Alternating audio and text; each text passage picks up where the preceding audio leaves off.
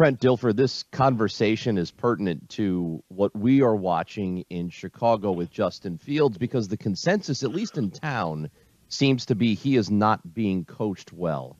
From the outside, as you see him, what are you seeing there? So I know Justin really well, and I was his biggest fan coming out. So I may be a little biased here. I think he can be an absolute rock star. And I'm not going to blame Nagy and the staff on this thing. I will say this. If I had my hands on Justin, I would have sequenced it different with what he was being exposed to. They put him into an offense that really didn't have an identity and was more spread-based than action-based. For young quarterbacks, and you see this with Mac Jones, I think you can make a direct parallel between see how Mac Jones has been developed and Justin Fields.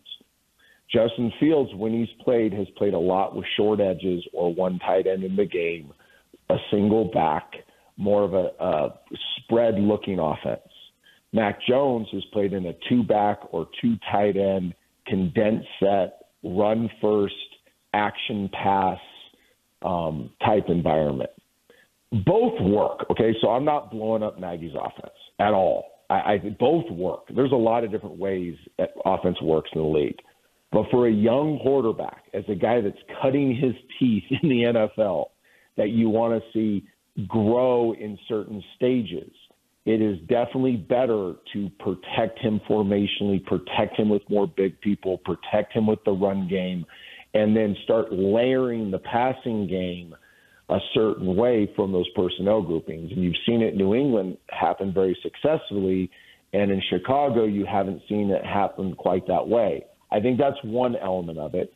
I also think they're just not as talented as people thought they were in Chicago, and you do need some guys that can win for you when the play maybe that you drew up doesn't necessarily win.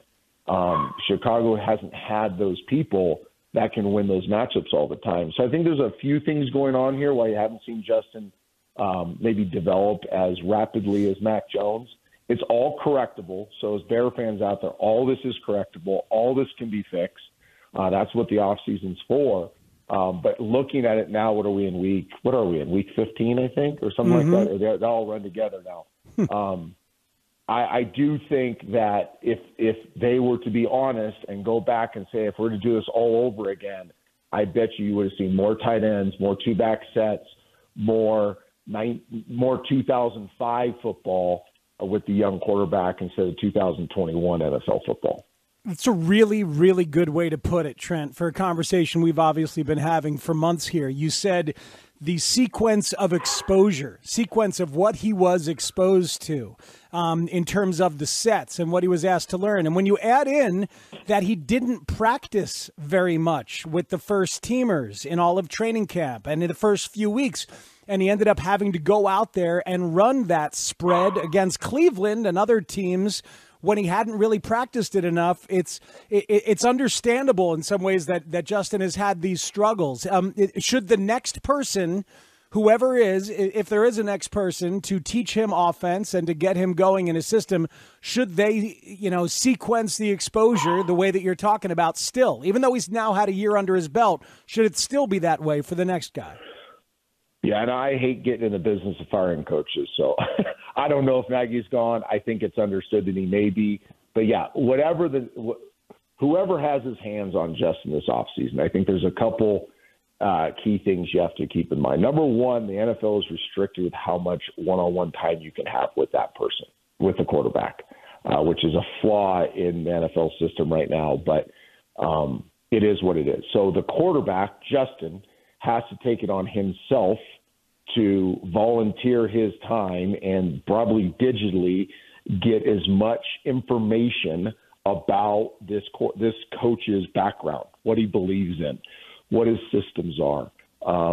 I would study this coach play calling from other teams he's coached for. So let's say hypothetically Coach John. Okay, so John has coached for 3 NFL teams. He's been a coordinator. Here's what he's run.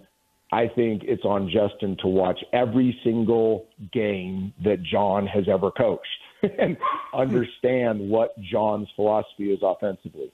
those different things. I think that's important. I think once John can get his hands on Justin, then I think it's really important that they talk concept, they talk development, they talk, again, sequencing of learning. John gets a great understanding through this. Just jumped in. John is a hypothetical coach that's going to coach Justin Fields. So John needs to start talking to Justin about what Justin's learned, what experience he's had his rookie year, what he struggled with. There's got to be transparency there. So they got to develop this relationship where they really know each other. The NFL is still a relationship business, and those relationships have to get really close because you're going to have to trust each other in this development stage. Then when they get into, hey, this is actually what we're going to do this next year, I think it's really important that John understands that this is a quarterback that didn't have a ton of snaps in college football, that he didn't have a ton of snaps his rookie year. So there's going to be a learning curve here, and to make sure that learning curve isn't bad, there's not bad experiences, we may have to get remedial. Sorry, my dog is driving me crazy. We may have to get remedial at times in this development and do some very simplistic things early on to get your feet wet. So again, I might could spend 2 hours on this, but at the end of the day, what I want people to understand is just because John gets hired, Justin's not going to go be a Pro Bowler in the first 3 weeks of next year. There's still a sequencing of information and experience that Justin has to go through before he can go out there and just be himself. And that's ultimately the goal you're trying to get to when you're developing a young quarterback, is what do we have to do to teach him the baseline things that allow our offense to function, where he's not overthinking. So at some point, he can just go be himself, and he's finally comfortable being Justin, the quarterback. Now we can pour some kerosene on this fire and let this thing really grow. But when you just throw a kid out there that's talented and say, hey, you're going to run this offense and we're going to be incredible, what you forget is that he didn't learn the baseline remedial things that just allows your offense to function at an efficient pace before you get into the glamorous, exciting things. I hope that made sense. It seemed like a really long, Dilfer, boring answer, but it's something I'm pretty passionate about. No, it does, because we're all trying to figure out, because I mean, when you watch, it appears there has been progression, even if it's not striking progression. I mean, if you go and look at the numbers, it seems like he has gotten better, despite the fact there are some flaws there. So it's just about figuring out whether or not it's him or the coaching or a combination of both. And one of the things we hear, or there are a couple of them actually, we hear about him a lot. You know, there's something wrong with his throwing motion. Maybe it's a little too long, or he gets criticized for hanging on to the ball too often and won't throw it away. Are you seeing things like that with him, and are those things that need to be fixed? Yeah, they change over time, right? I'm trying to think of some examples. Aaron Rodgers changed his delivery early in his career. He was a little longer. He tightened things up. Justin definitely can tighten things up a little bit. Now, these aren't catastrophic flaws that Justin has, right? His motion isn't janky. It's just a little long, right? He actually is very accurate. He's very good with the delivery that he has. Like any quarterback, it can tighten up. You can improve over time. You're going to continue to improve into your career. Look at Tom Brady. What is he, 78 years old now, and he still gets better every single year? He goes to work on it every offseason. Like I said, Aaron Rodgers changed dramatically from the time he came from Cal until he was, a Pro Bowler. Guys change. So, yeah, I think there's some stuff mechanically he can continue to tweak and improve on. Holding the ball, listen, when you're that athletic, you're going to hold the ball a little bit longer because you've grown up your whole life with the Superman cape on. Like, put yourself in Justin Fields' shoes. I remember him as a sophomore in high school. I studied him as a sophomore, junior, senior in high school. He's literally been the best athlete on the field of almost every single game he's ever played in his life. Mm-hmm. So his entire DNA is built around, hey, I got the Superman cape on. It's called I'm a dude athletically. So when guys get close to me, I don't really freak out that much about it. But I don't freak out about it much because I'm probably as good or better an athlete than the guys trying to tackle me. So that's part of who he is, and you better understand that. Now, do you give him plays where he can get the ball out of his hand a little quicker? Yeah. Do you minimize those times where he feels like he needs to put that cape on? Yeah, those are all things you do. But you better understand who he is, too. What if Bill Walsh tried to change Steve Young and say, hey, Steve, you can't run anymore. I just need you to throw the ball right away every single time. Don't ever hold on to it. Well, then Steve Young wouldn't be in the Hall of Fame. So, again, it goes back to that relationship that hypothetical Coach John has to have with Justin. Say, Justin, I understand this about you. I understand that there's been times that you feel like you could make a play, right? And I'm going to give you the freedom to make those times. But you got to work with me. And on first down, in the middle of the field, when I call this play, no Superman cape. Boom, ball out of your hand. Let's get 4 yards here. 4 yards is a good thing. Let's not wait for something better to happen. And then, hey, guess what? We have 2nd and 6. We're going to run this little quick action pass. Another opportunity. Don't be Superman and lose yards here. Let's get 3 yards. Let's get to 3rd and 1. Here's where you can put the Superman cape on, Justin. It's 3rd and 12. It's really hard to convert 3rd and 12 in the NFL. Unless you can extend a play and buy some time and space, break down the secondary with your legs, and a guy comes open late, and now we move the chains on 3rd and 12. That's awesome. So, again, it comes back to this offseason. I think this is the most critical offseason in Justin's life and the Bears to make sure this relational equity is built up between Justin and whoever is coaching him so they have these types of conversations.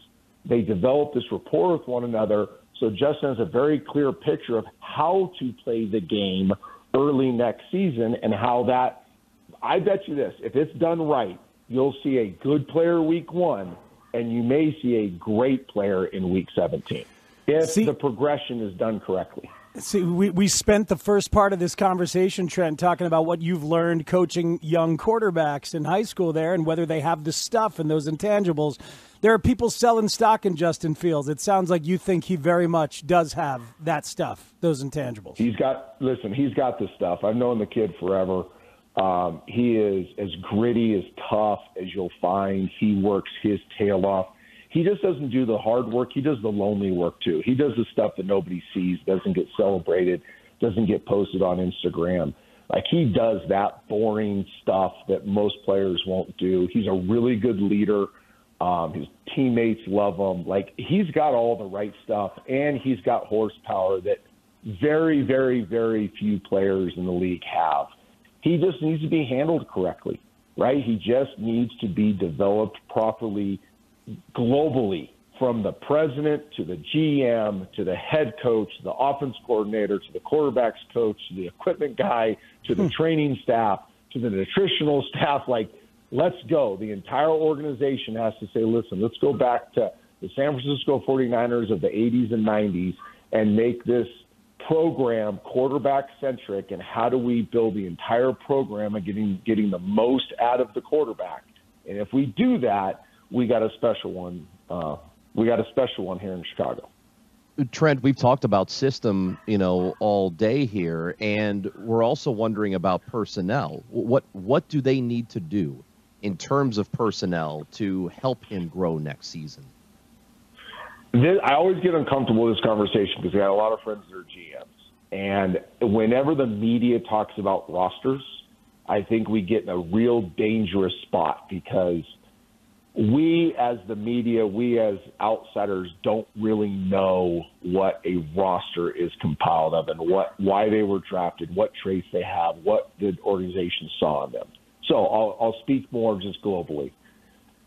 Number one, what never gets talked about is the offensive line. It is very hard to be consistent in the NFL if you don't have an offensive line that fits the systems you want to run. Now, they don't have to be the best. They don't have to be first-round picks. They don't have to be guys that Mel Kiper thought was great.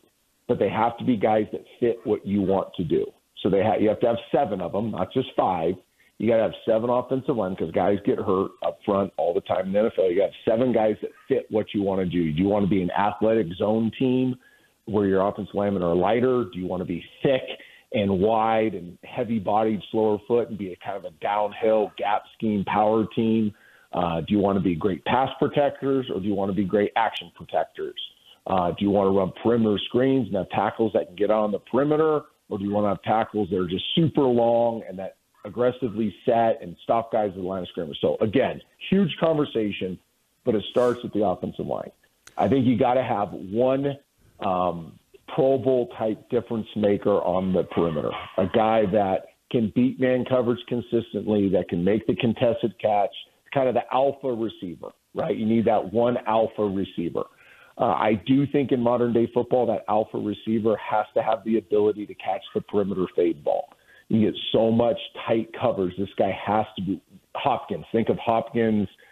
Think of Devontae Adams. Think of those guys that you see constantly making the contested vertical play on the perimeter. You got to have that guy because you're going to have certain times in a game where you can't scheme them up. You can't get guys open. It's very hard to create big plays.